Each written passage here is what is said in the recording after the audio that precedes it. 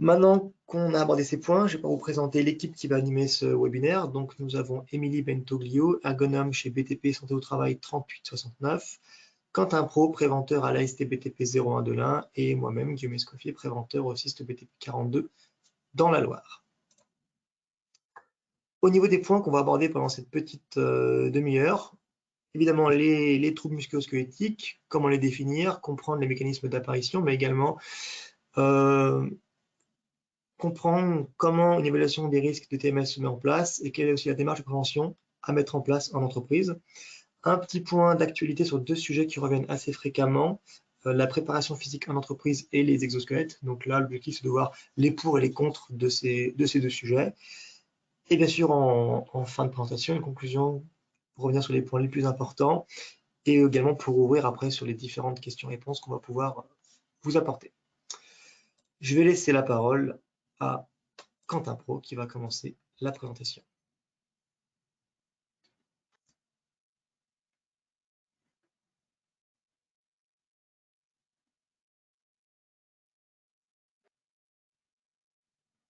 Voilà, merci, bonjour à tous. Alors tout d'abord, pour commencer, un petit rappel, les TMS, de quoi parle-t-on et comment les prévenir? Les Quentin, TMS sont... Pardon? pardon de t'interpeller. Il y a ton bandeau. Est-ce que ton bandeau de GoToWebinar, tu peux le réduire? Ah, voilà, parfait. Merci.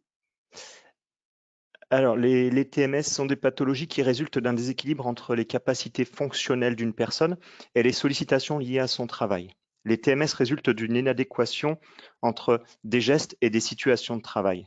Le geste de travail est constitué de 3 composantes. La composante biomécanique, qui est le mouvement, avec des caractéristiques mesurables, l'effort, la répétitivité ou l'amplitude articulaire. C'est la partie qui est visible du geste, et il y aura un déséquilibre en cas d'effort, de rythme et d'amplitude articulaire important et en absence de possibilité de récupération. La composante cognitive, c'est l'information, la stratégie d'action, le résultat d'un apprentissage qui permet une meilleure efficience, c'est-à-dire plus d'efficacité tout en se préservant. C'est le travail effectué par le cerveau pour construire le geste, l'intention, l'habileté sensorimotrice, le choix, le contrôle. Ça va être la différence sur le terrain entre un jeune et un ancien, lié au savoir-faire d'expérience. Il y aura là un déséquilibre en cas d'impossibilité de développer ces gestes efficients.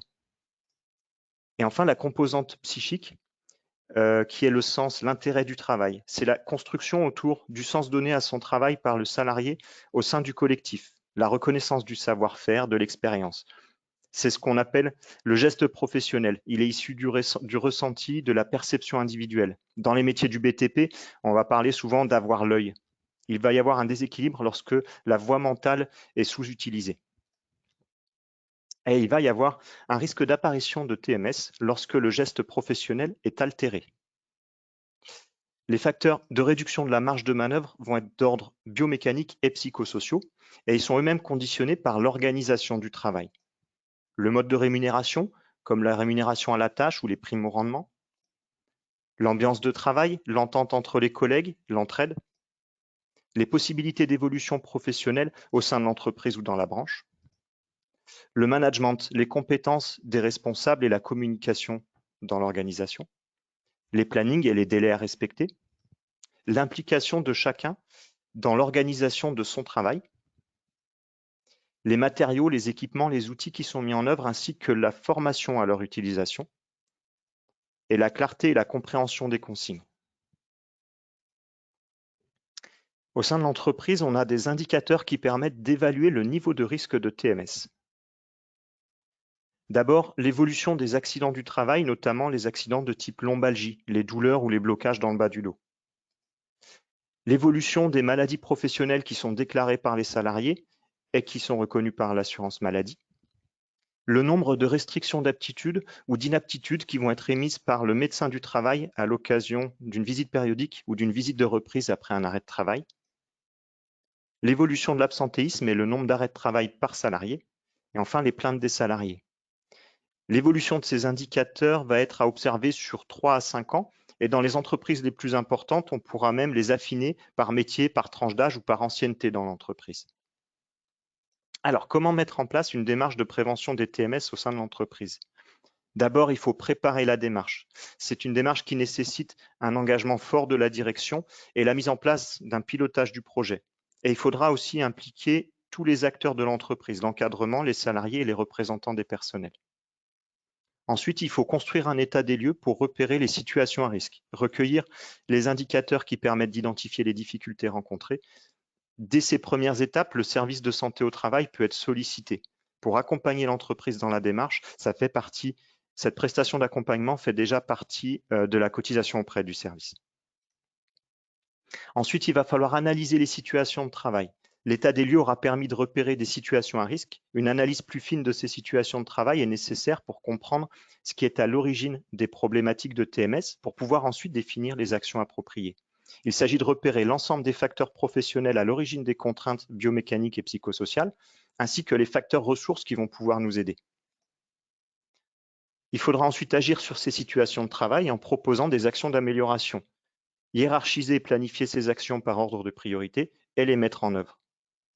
Enfin, il va falloir pérenniser cette démarche dans le temps. Pour être efficace, la démarche de prévention doit vraiment s'ancrer dans le temps. Il faudra évaluer l'efficacité des actions d'amélioration qui ont été apportées et anticiper le risque de TMS lors de tout nouveau changement d'outils ou d'organisation. Travailler à la prévention des TMS dans l'entreprise, c'est une démarche de projet global. On a choisi aujourd'hui d'aborder 2 sujets d'actualité pour lesquels nous recevons beaucoup de questionnements de la part de nos adhérents. Le premier, ça va être la préparation physique en entreprise, les échauffements et les étirements. Et le deuxième, ce sera les exosquelettes. Pendant les visites au service de santé au travail du BTP, on entend souvent dire « je fais du sport tous les jours pendant mon travail ». Alors en réalité, quelle est la différence entre un sportif professionnel et un ouvrier du BTP? Le sportif professionnel s'entraîne toute l'année pour quelques compétitions. Il travaille sur l'amélioration de ses performances physiques dans un cadre sans stress, sans délai, qui permet une bonne coordination des gestes. On peut imaginer à peu près 4 heures d'entraînement pour 4 heures de récupération. L'ouvrier du BTP, lui, il est en compétition au quotidien. Mais quelle est sa préparation? Nos médecins du travail constatent que les salariés qui pratiquent une activité sportive, mais pas à outrance, et qui intègrent du gainage et des étirements, sont moins usés et ont moins d'accidents.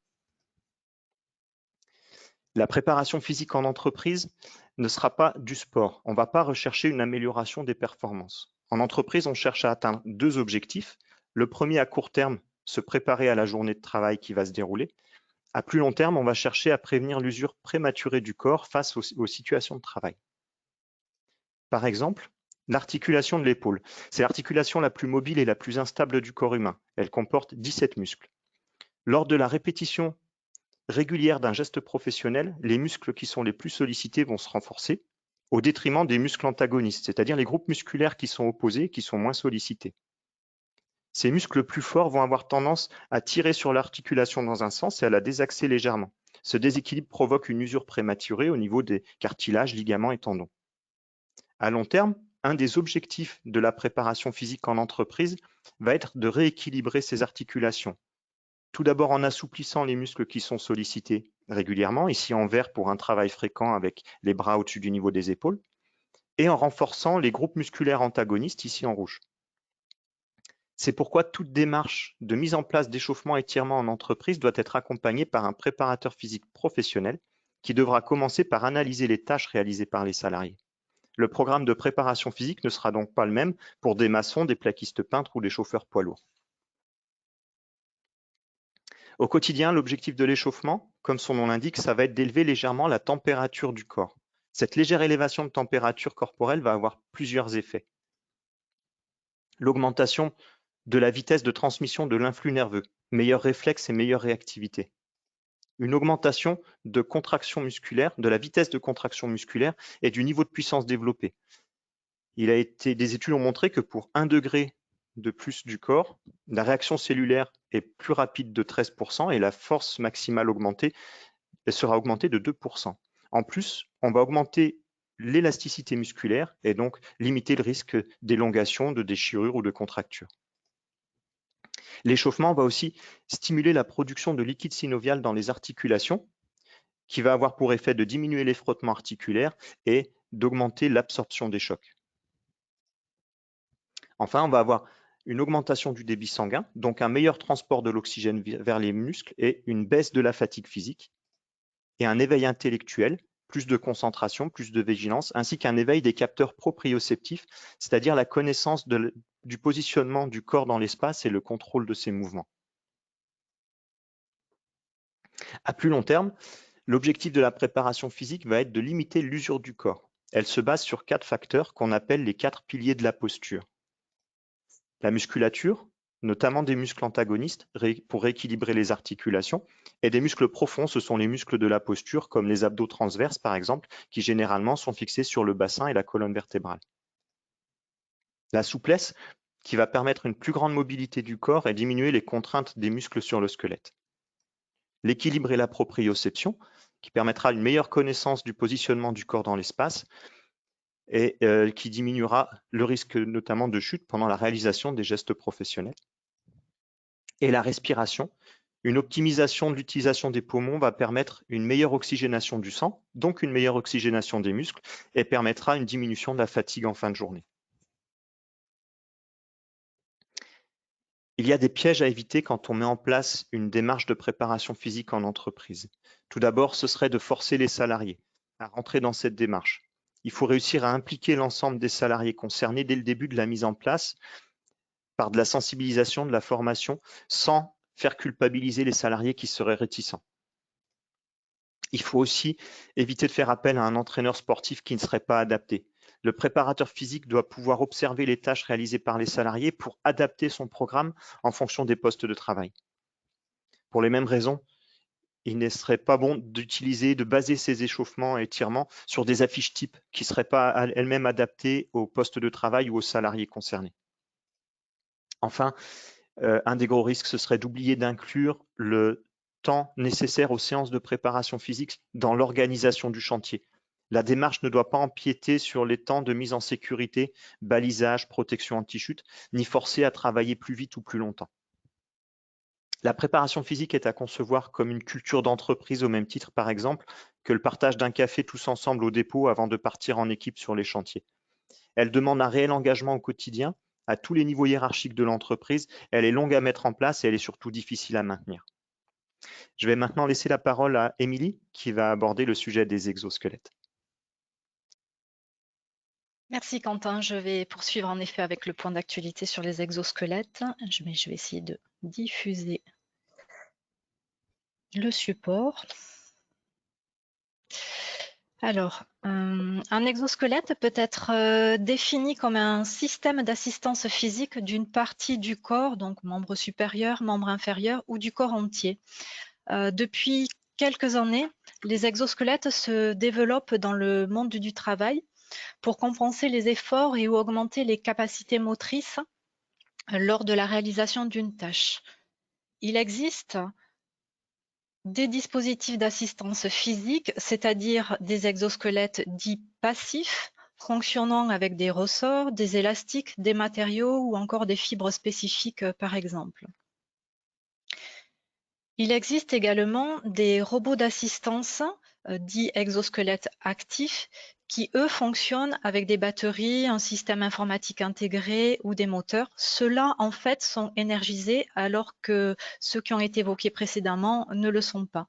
Néanmoins, la majorité des exosquelettes que l'on retrouve actuellement sur le marché sont des exosquelettes de type passif. On distingue également différentes catégories d'exosquelettes en fonction de la partie du corps qu'ils assistent. Donc, il y a des exosquelettes d'assistance du dos, des exosquelettes d'assistance des membres supérieurs pour les 2 catégories les plus connues. Les exosquelettes peuvent présenter donc des bénéfices et des effets indésirables qui vont varier en fait en fonction de la catégorie de l'exosquelette, qui varie bien entendu également au sein même d'une catégorie selon si l'exosquelette est souple ou rigide. Ces bénéfices et les effets indésirables dépendent aussi des conditions de réalisation de la tâche, notamment si la tâche est dynamique ou statique, selon l'axe du mouvement ou encore le degré d'inclinaison du tronc. Mais d'après l'état des connaissances de l'INRS, pour les exosquelettes d'assistance du dos, la réduction de l'effort des muscles lombaires serait de 10 à 40% et la réduction des forces de compression sur les vertèbres lombaires serait de 20 à 30%. Pour cette catégorie, il y aurait comme effet indésirable une extension accrue des genoux en flexion du buste et une augmentation du travail des muscles abdominaux.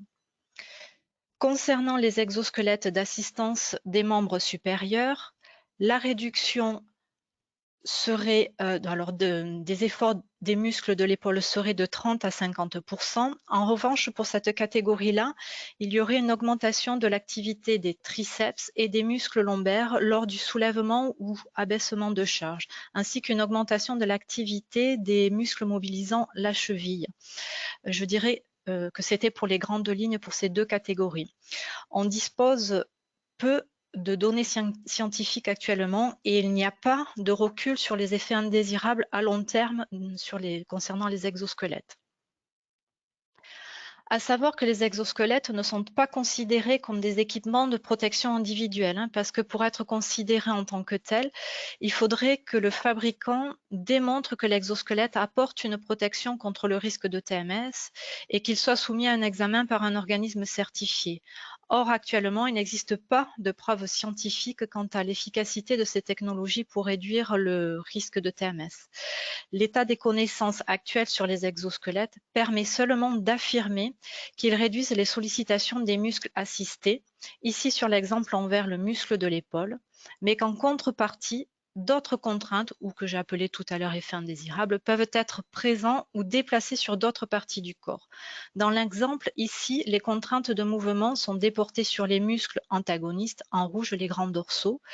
Le poids du bras et de l'outillage sont également déportés sur d'autres parties du corps, alors ici dans l'exemple les lombaires et le bassin, sauf si l'exosquelette n'est pas porté mais est relié à un point fixe, ici dans l'exemple le panier de la nacelle.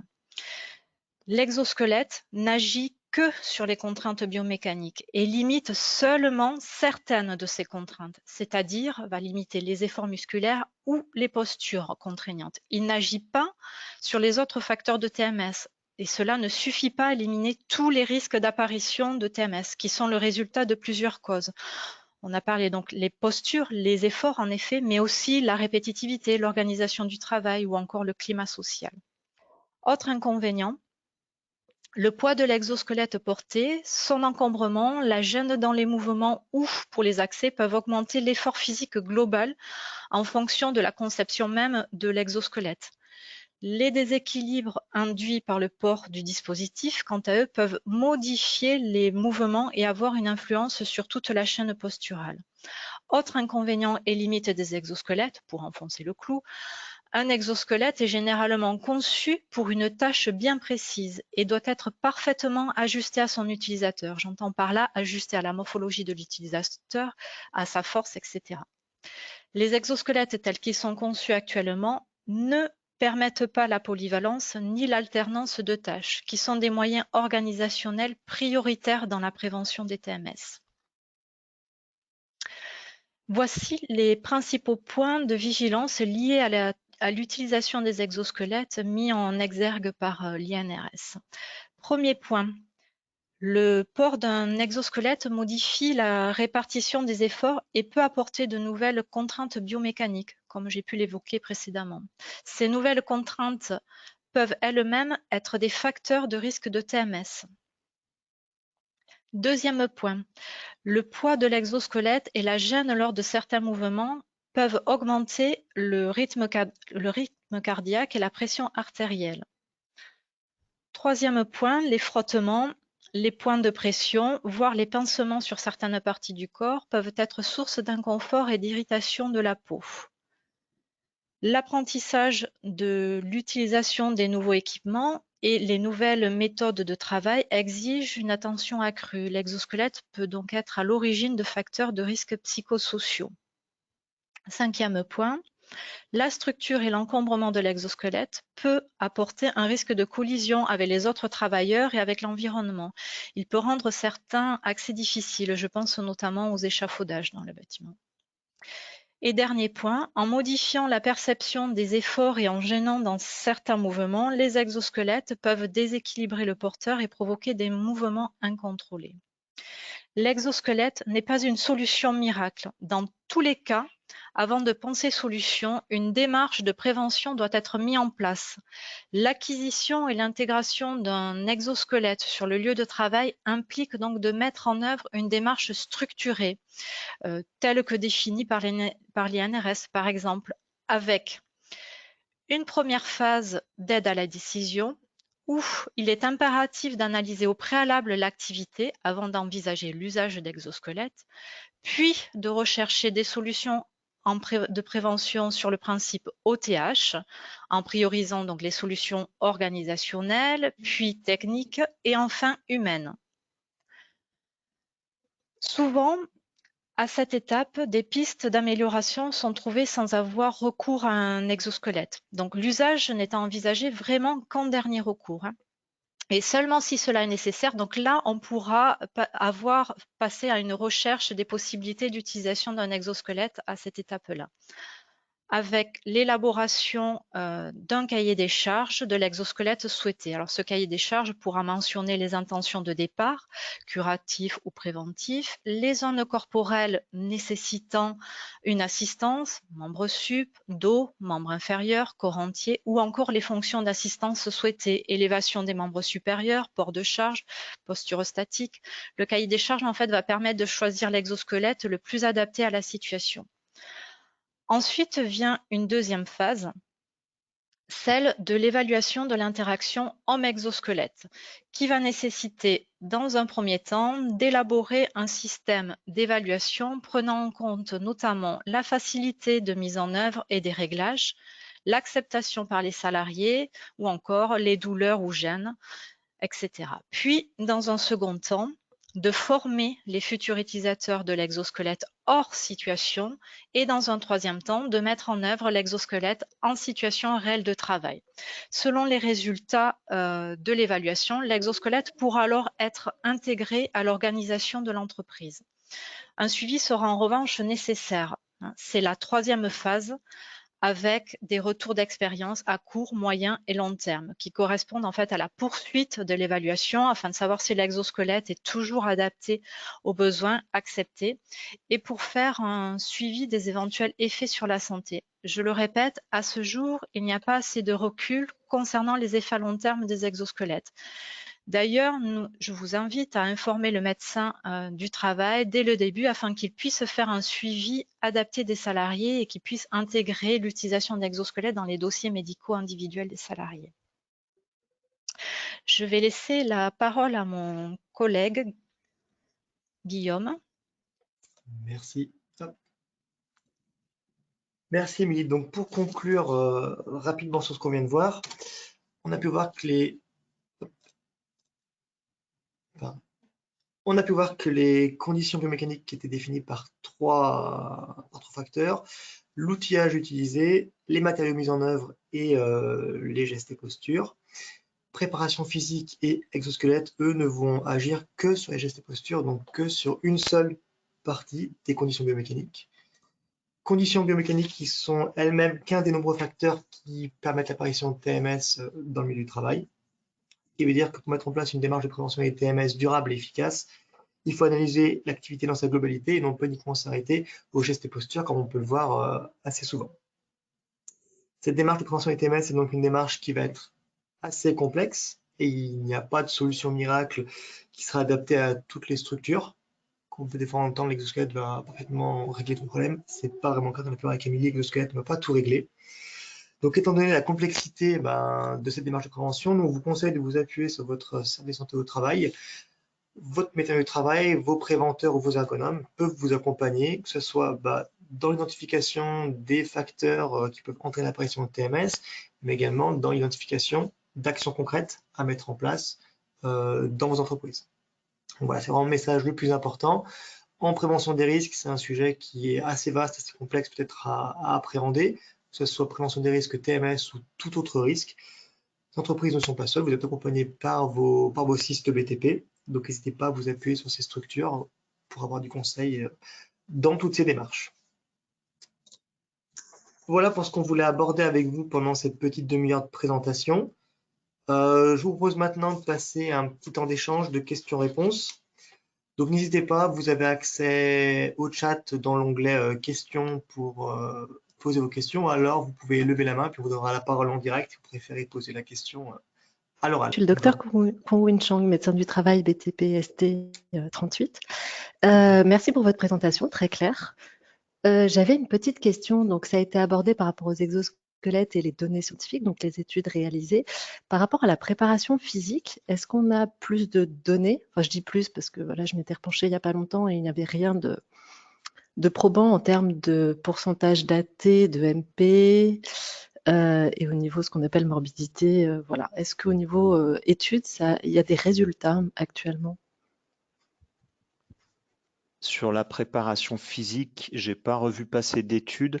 Malheureusement, c'est quelque chose qui s'était bien lancé il y a quelques années et par rapport à la mise en place, pas assez bien accompagné. Souvent, les gros groupes qui se sont lancés dans la préparation physique, les échauffements en début de journée, ont oublié d'inclure ça dans les temps, et ça fait partie maintenant des choses sur lesquelles il faut être vigilant, dans les temps de l'organisation du chantier.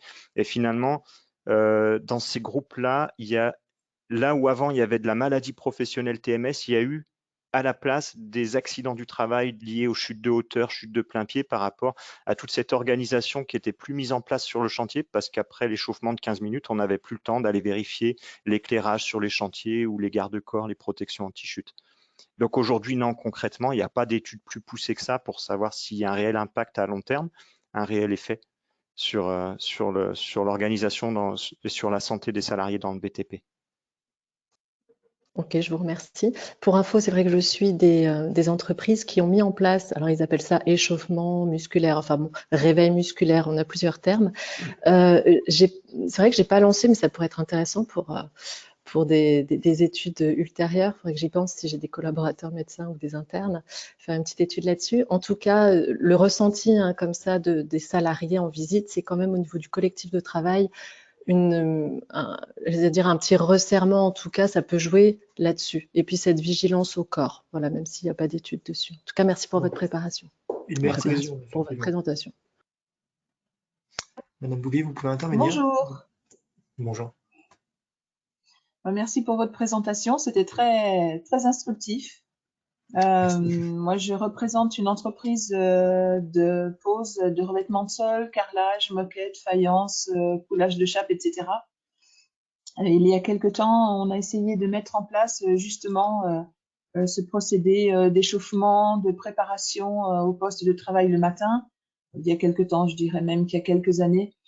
Et devant le manque d'intérêt de nos ouvriers, on a plus ou moins laissé tomber.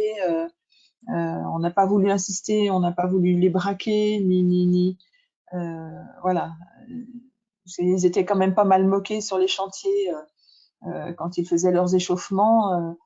Donc on se contente maintenant de faire des formations, des informations en interne sur l'importance de respecter les gestes, les postures, par le biais de petits panneaux, de petites affichettes. Mais en ce qui nous concerne, on n'a pas pu pousser la démarche bien plus loin. Oui, effectivement, malheureusement, la particularité, comme avec beaucoup d'autres démarches qui engendrent l'implication de tous, c'est dur à mettre en place et surtout c'est très dur à maintenir dans le temps en sachant que l'évolution en France de cette pratique de préparation physique sur chantier avec les autres qui peuvent voir, elle est difficile à mettre en place liée à ces moqueries. C'est le problème qu'ils ont notamment dans les TP. Faire un échauffement en bord de route ouverte à la circulation le matin, c'est à l'heure où tout le monde va au travail, c'est pas possible, c'est très compliqué à mettre en place.